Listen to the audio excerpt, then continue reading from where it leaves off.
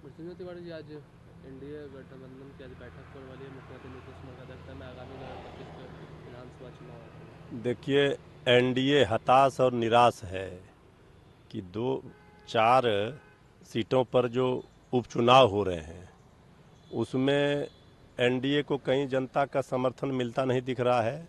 और 25 में जो बिहार विधानसभा के चुनाव होंगे उसमें जिस तरह से तेजस्वी यादव जी ने एक मॉडल पेश किया है बिहार की जनता के सामने, रोजगार का मॉडल, कलम बांटने का मॉडल, पढ़ाई लिखाई दवाई कमाई सिंचाई का मॉडल, वो जनता को पसंद आ गया है। अब तो एनडीए कितना भी बैठक कर ले, अब जनता ने मन बना लिया है कि बिहार में तेजस्वी सरकार को बनाएंगे और सबको रोजगार दिलाएंगे। साबुद्दीन जी की पत्नी कल हिना साहब और उनके बेटे ओसामा है कल आरजेडी ज्वाइन किया, तो जदयू सवाल कर रही देखिए, जेडीयू क्या सवाल करेगी? जेडीयू तो बहुत डोरे डाल रही थी, तो जेडीयू को सवाल करने का कोई नैतिक बल नहीं है। वो तो फाउंडर थे साबुद्दीन साहब, उनके परिवार तो आरजेडी से कभी अलग हुए नहीं थे। कुछ दिनों के लिए ठीक है कि वो चुनाव लड़ी, लेकिन वो हमारे थे और हमारे हैं। ये लोग दोनों, हिना साहब जी ने और ओसामा जी ने, दोनों ने कल पार्टी की सदस्यता, राष्ट्रीय अध्यक्ष आदरणीय लालू प्रसाद जी, नेता प्रतिपक्ष श्री तेजस्वी यादव जी, कई सीनियर लीडर के सामने सदस्यता ली है। और मजबूती मिलेगा पार्टी बिहार में। राष्ट्रीय जनता दल नंबर 1 पार्टी 2020 में बनी थी, सरकार बनाने से हम चूक गए थे। इस बार जनता कोई गलती नहीं करेगी, पूरा समर्थन मिलेगा महागठबंधन को, इंडिया गठबंधन। इंडियन क्रिकेटर ईशान किशन, उनके पिता है प्रणव पांडे, कल जेडीयू पार्टी ज्वाइन की, क्या लगता है भाई, आपको? पार्टी ज्वाइन करने से क्या होगा? उनके पार्टी को तो सब लोग ज्वाइन कर रहे हैं। तो जो जेडीयू के साथ जनता थी, जो जेडीयू के कार्यकर्ता थे, उन्होंने साथ छोड़ दिया।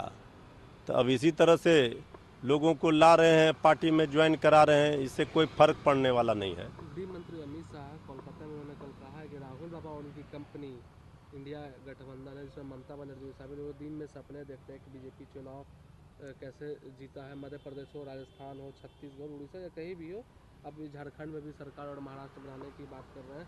साथ ही उन्होंने ये भी कहा कि 2026 में उनका अगला लक्ष्य कि पश्चिम बंगाल में भी बीजेपी की। बीजेपी एंड कंपनी जो एनडीए है, ये तो दिन में ही इनको तारे इंडिया गठबंधन के नेताओं ने दिखा दिया है।